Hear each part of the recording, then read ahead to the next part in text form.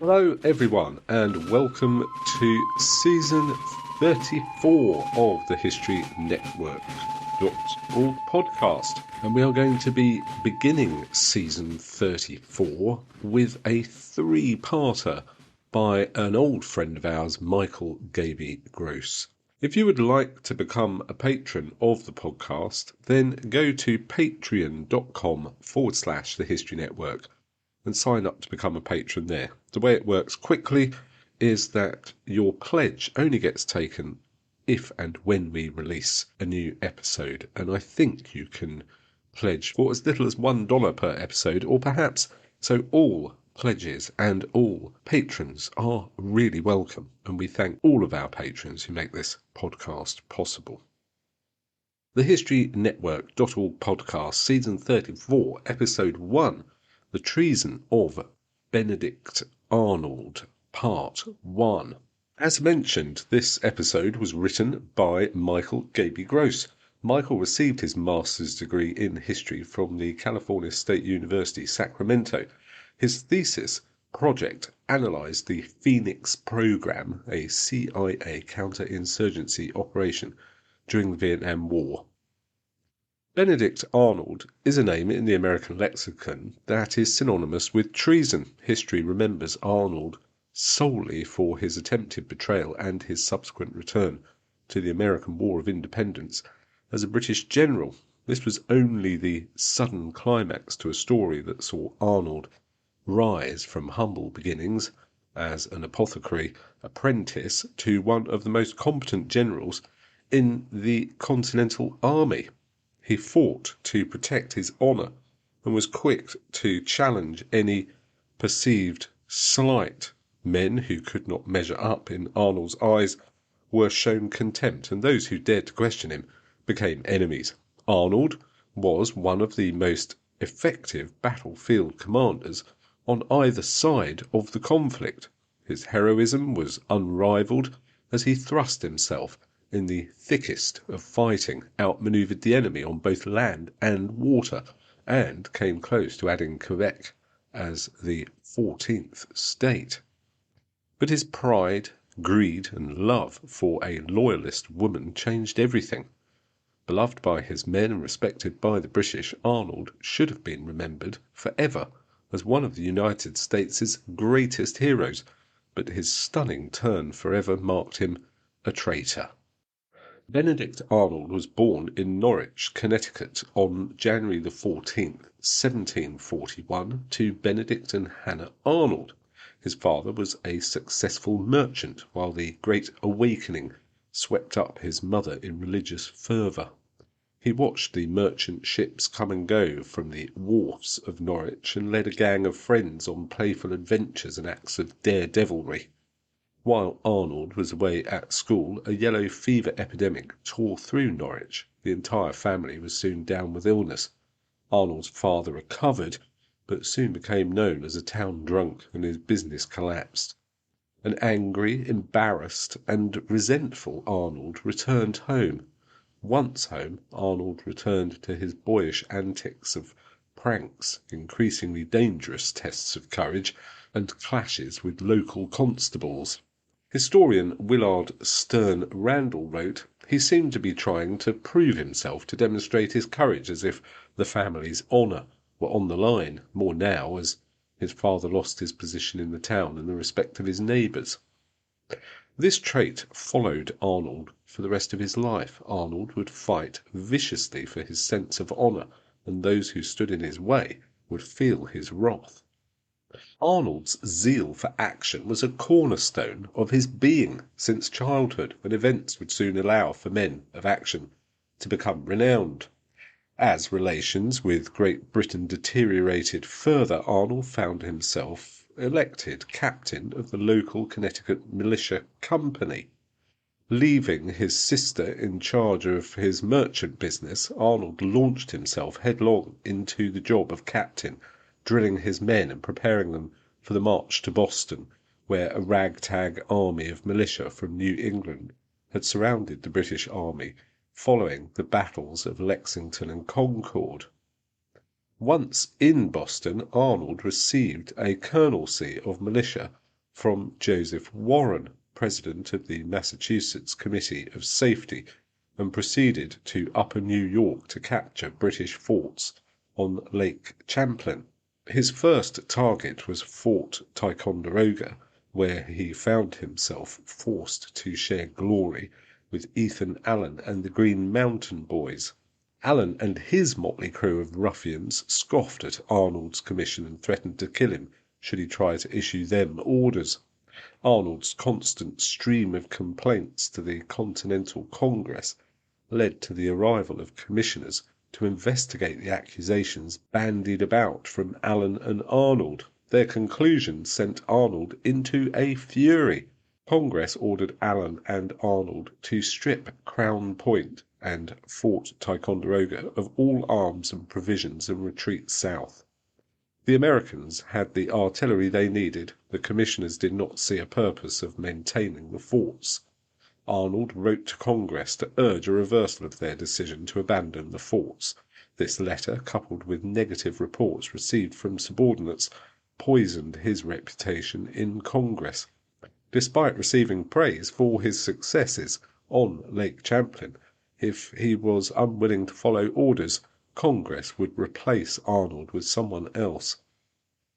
Coupled with this, Arnold lashed out at an officer he knew was disparaging him to Congress, James Easton.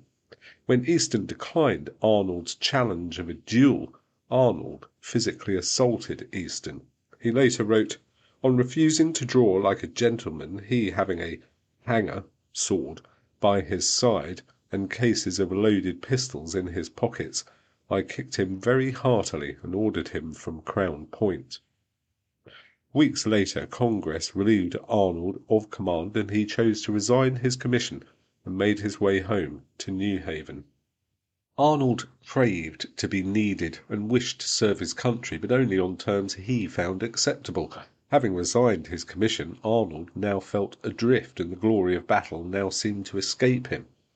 He decided to ride directly from Cambridge, Massachusetts, for the chance to explain his plans for an invasion of Canada to the one man who could offer him another chance to fight the British, General George Washington. Arnold claimed the Revolution's ideas were popular in Canada and stressed that the French Canadians wanted to join the Americans but dared not until there was an American army inside Canada to protect them from the British. Washington approved Arnold's plan and commissioned him a colonel in the Continental Army. The march from Cambridge to Quebec was a treacherous one, as they made their way north in the fall and winter of 1775 using inaccurate maps. Equipment was lost, supplies dwindled, but to Arnold's credit he kept the men marching north. Despite his heroics at the gates of Quebec, Arnold was wounded in the leg, and the campaign was a disastrous failure. The Americans vainly tried to maintain a presence in Canada, but British reinforcements pushed them south.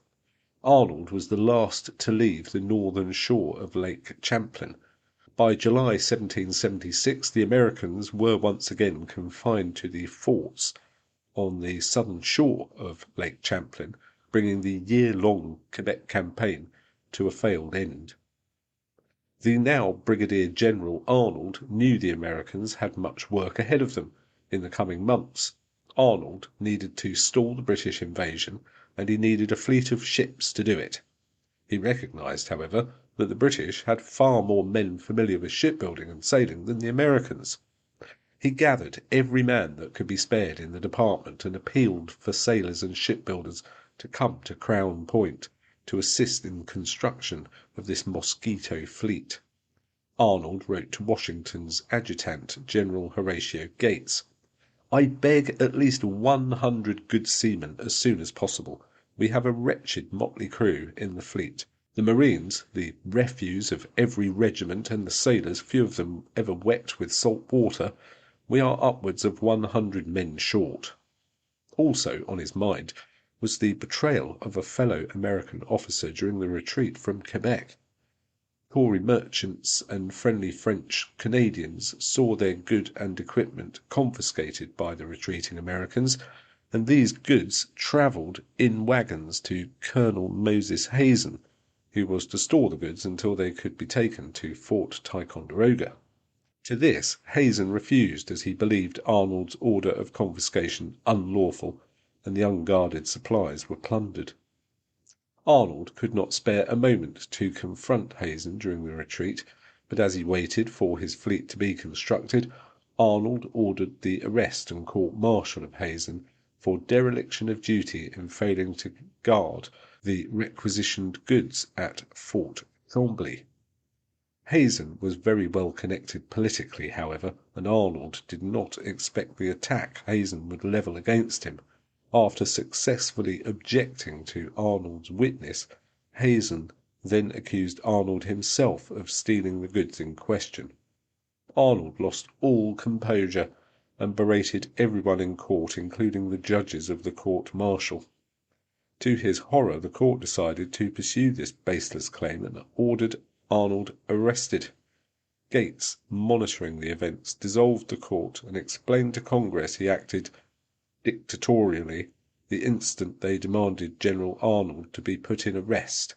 The United States must not be deprived of that excellent officer's service at this important moment. Arnold returned to his command, complaining of the unfairness of the proceedings and the betrayal he suffered while fighting for the survival of his country. The whisper campaign against Arnold grew, prompting Congressman Samuel Chase of Maryland to warn Arnold, "Your best friends are not your countrymen." He would not forget the accusations made against him. After months of building the fleet, Arnold was ready to fight. He knew the British fleet outgunned his own, so he was reluctant to engage the British on open water. Instead, he located a narrow strait between New York shore and Valcour Island on the western side of the lake. Arnold lined up his fleet from Valcour Island to the shore, creating a wall of guns to meet the British. On October the 11th, the two sides engaged in battle. They exchanged gunfire throughout the day, but the superior seamanship and gunnery of the British soon turned the tide. By evening, most of Arnold's fleet was heavily damaged or sinking. During the night, the remainder of Arnold's fleet slipped by the anchored British fleet and headed south. They burned the surviving ships to keep them from the British. While the American campaign was ultimately a failure, General Guy Carleton chose not to continue his advance and instead withdrew north to winter quarters. Arnold's defiance on Lake Champlain saved the Revolution for another year. In February 1777, Arnold found out he was passed over for promotion to Major General. He was confident in his abilities and felt he was a superior general to those promoted above him. Arnold took this decision by Congress as a personal insult and prepared to resign. Washington, not wanting to lose such an able general, cautioned Arnold, "I am at a loss whether you have had a preceding appointment or whether you have been omitted through some mistake." He urged patience to allow for Washington to get an explanation from Congress. It was no oversight, as accusations against Arnold began to gain traction, and Congress, who had ultimate authority on promotions, decided against promoting Arnold, with the hope that this would lead to his resignation.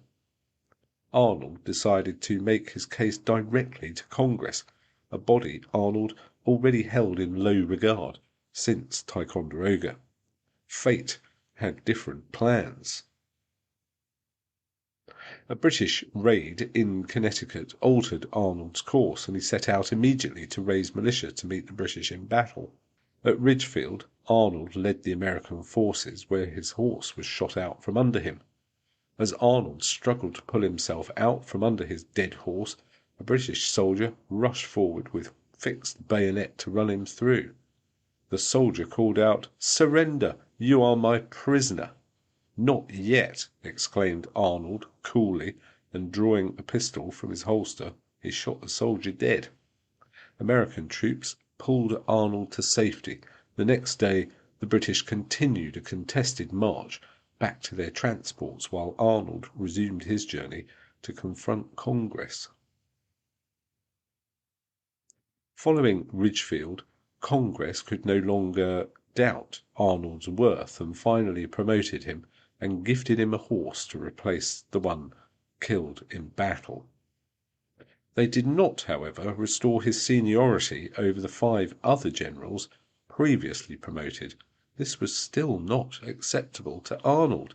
He refused to be subordinate to men he considered inferior and who had not sacrificed the level of money, sweat, and blood as he had.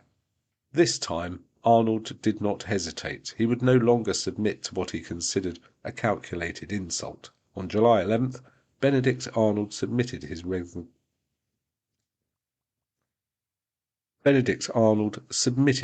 resignation to Congress. "Honor is a sacrifice no man ought to make," he said. "As I received, so I wish to transmit it inviolate to posterity." Washington urged Congress to ignore the resignation and instead sent Arnold north, as he had just received word that a large British army had just captured Fort Ticonderoga and now threatened the Hudson Valley. When Gates received command of the army at Albany in August, he excluded Philip Schuyler, the previous department commander with whom he became bitter rivals, from all war councils, making it known that Schuyler's services were no longer welcomed. Anyone associated with Schuyler would face similar treatment. Arnold took several of Schuyler's former aides as his own, which annoyed Gates and led him to exclude Arnold from command decisions. The situation came to a head at Saratoga, where Gates reluctantly allowed Arnold to engage the British on September 19th. Arnold spent most of the battle personally leading his regiments into the battle, and now faced a jealous Gates who did not want to see Arnold have any further success. Gates quickly took credit for the battle and downplayed Arnold's role. For a vain and ambitious man such as Arnold, this was considered a foul insult and drove him into a fury. The 2 generals were no longer on speaking terms, as Arnold sought a pass to join Washington's army. On October 7th, the British resumed their attack on American lines. Arnold now refused to leave the army with the enemy so close and again urged Gates to attack. Gates again declined, believing in the strength of his defences. When Gates ordered a small force to meet the British, Arnold could not control himself. He told Gates, "That is nothing. You must send a strong force." To which Gates replied, "General Arnold, I have nothing for you to do. You have no business here." Arnold sulked off to his tent as the battle intensified, but it soon became too much for him. Arnold downed a ladleful of rum, shouted "Victory or death," and rode to the front. He headed straight for the thickest of the fighting, rallied the American forces, and led them forward. As he directed men over the last enemy redoubt, a bullet struck him in the leg, and several more bullets killed his horse, who collapsed on top of Arnold, breaking his already bleeding leg in several places. The same leg originally wounded at Quebec. When asked where he was hit, Arnold could only reply, "In the same leg. I wish it had been my heart." June 1778 found Arnold, the hero of Ticonderoga, Quebec, Valka Island, and Saratoga, still recovering from a devastating injury to his left leg that would leave it 2 inches shorter than his right. Washington knew Arnold was not ready for another field command, so he appointed him as military governor of Philadelphia. The city served as British winter headquarters for the last 8 months, making this a very difficult assignment. The Loyalist residents of the city enjoyed great liberties during the British occupation at the expense of their patriot neighbors, and with the British army returning to New York, those that remained in Philadelphia would now be at the mercy of the patriots. The firebrand president of Pennsylvania's Supreme Executive Council, Joseph Reed, was eager to enact retribution on the Loyalists and would soon become Arnold's bitter enemy. The position of military governor required someone of patience, tact, and one who could maintain balance in a deeply divided city. Arnold possessed none of those skills. Upon his return home, his sister Hannah revealed that his business was bankrupt. He made transactions to keep the family afloat, but the lack of pay from his years as a Continental Army officer and spending his own money to fund campaigns played roles in his financial decline. Arnold wanted his country to reward him for his sacrifice, both financial and status, in the post-war world. Instead, he battled both the British and his own side for what he believed he deserved. Arnold immediately began developing plans for ways to regain his wealth. He knew the chaos of the British evacuation of Philadelphia would create economic opportunities. He would use his authority as military governor to make deals and ensure his own protection. A merchant ship needed a pass to sail out of the city, and Arnold would write such a pass, but in return he required a share of the sale of the ship's goods. The captain of the ship was a known loyalist, but if Arnold knew this, it did not prevent him from making the deal. As military governor, Arnold could control various deals, essentially engaging in insider trading to profit. Congress ordered Arnold to prevent the removal, transfer, or sale of any goods, wares, or merchandise in possession of the inhabitants of the city until the army could take inventory. This edict was naturally unpopular with the local merchants. Arnold and two officers in charge of taking inventory offered to buy goods not marked for the army from the struggling merchants at a fraction of the cost and then sold for the joint equal benefit of the subscribers. Merchants cried foul, but city officials could not stand up to Arnold, and he had free rein of governance over the city. Upon his arrival in the city, Arnold saw the true scale of destruction left behind by the British. The State House was used as a prison, while other public buildings were used as stables. One congressional delegate wrote, "The country northward of the city for several miles is one common waste, the houses burnt, the fruit trees and others cut down and carried off, fences carried away, gardens and orchards destroyed."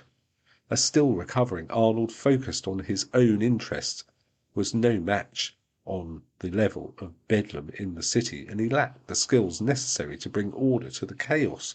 Patriots forced to flee the city at the approach of the British now returned eager to take vengeance on their loyalist neighbours who enjoyed a warm winter at home, cavorting with the British. Fights erupted in the streets, competing claims on property, the enmity of the failed claimant, and Arnold's personal financial decisions created more enemies. Frustrated, he sought a new assignment, but then pulled the request. The general had fallen in love. 18-year-old Peggy Shippen was the beautiful daughter of a Philadelphia judge of questionable political leanings, Edward Shippen. The Shippen family remained publicly neutral and enjoyed favourable relations with both the British and Americans. Peggy herself acted as any 18-year-old would. She enjoyed the attention of suitors, attended balls, banquets, and plays hosted by British officers, and became a very close confidant of a young member of General William Howe's staff, John André. This labelled her a loyalist, but her father's caution kept the family safe. Arnold became immediately infatuated with Peggy, and she did not reject his affections. But what did the now 37-year-old Arnold have to offer Peggy? He was a wounded, ill-tempered American general, but he was also handsome and an undeniable war hero. Peggy had other suitors, but found herself drawn to Arnold. The Shippens maintained their status and wealth in Philadelphia, while Arnold borrowed heavily to refurbish his new headquarters and would spend more to host parties and social gatherings with the city's elite, both loyalists and patriots alike, to prove himself to both Peggy and her father. His free reign in the city would soon come to a halt with the election of Reed to the presidency of the Supreme Executive Council. Joseph Reed was like Arnold in many ways. He was impetuous, arrogant, and unafraid to criticize a superior. Reed left the army to pursue politics and hunt down any with even a suspicion of loyalist leanings. He organised a loose gang of vigilantes to attack Loyalists in Philadelphia and developed a deep distrust of Arnold. Arnold's fraternisation with the Loyalist population only increased Reed's suspicions, and he decided to take authority over Philadelphia back from Arnold and the military. Once Reed became president, he began a formal investigation of Arnold. Arnold, spending and scheming wildly, was unaware of Reed's intentions, while friends such as fellow General Nathanael Greene tried to warn him, but to no avail. Congress remained impartial, as they did not want to turn on Arnold, nor did they want to risk angering Reed and have him withdraw Pennsylvania's support for the war. Reed and his supporters attacked Arnold through anonymous letters in the press and began their widespread purges of suspected Loyalists in the city, while Arnold hosted a public reception for the city's Loyalists in a show of support for them against Reed. This and Arnold's continued financial schemes was all the impetus Reed needed to move against the general. Arnold's attentions were completely wrapped up in Peggy and in winning her hand in marriage. He needed to raise his station in the eyes of Judge Shippen and prove he could provide Peggy with the life to which she was accustomed. In January 1779, Peggy's grandfather wrote, "We understand that General Arnold, a fine gentleman, lays close siege to Peggy, and if so, there will soon be another match in the family." Deliverance from Arnold's money problems came from Philip Schuyler, Arnold's old benefactor at the start of the Saratoga campaign, who informed Arnold that New York was granting him a large tract of land as a reward for service in defense of the state. Just as Arnold sought to leave Philadelphia to visit the new property, Reed struck.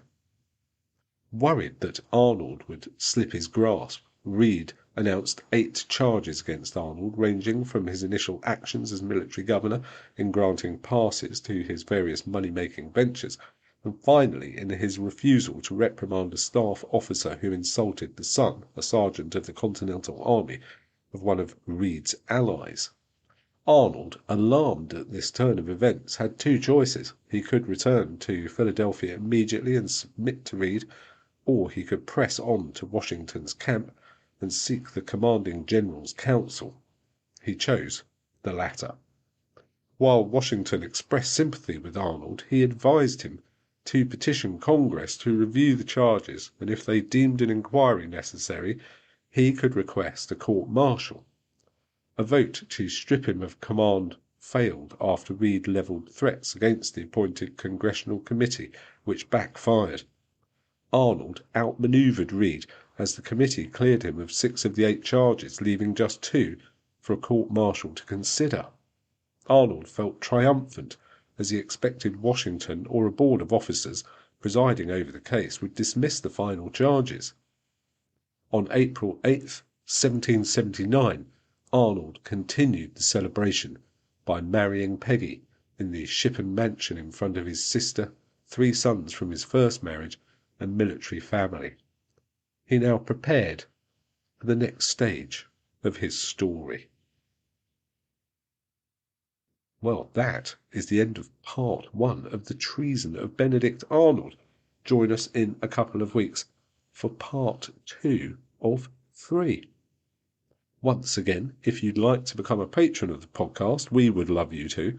You can do so by visiting patreon.com/The History Network and signing up there. Thank you once again to all our patrons who make this podcast possible. You've been listening to the History Network.org podcast, written by Michael Gaby Gross, read by Nick Barker.